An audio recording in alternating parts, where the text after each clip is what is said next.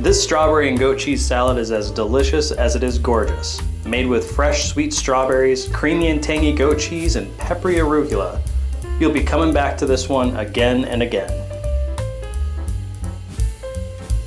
Slice up some sugar snap peas, then cut those strawberries into bite-sized pieces.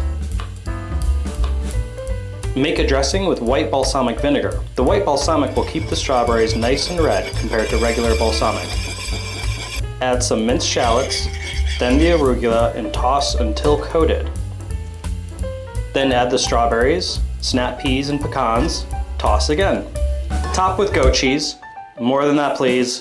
Thank you. Drizzle with more dressing and serve. This is a perfect summer salad. Super fresh, sweet, tangy with great texture. I hope you enjoy making it. Like and subscribe if you enjoyed this recipe.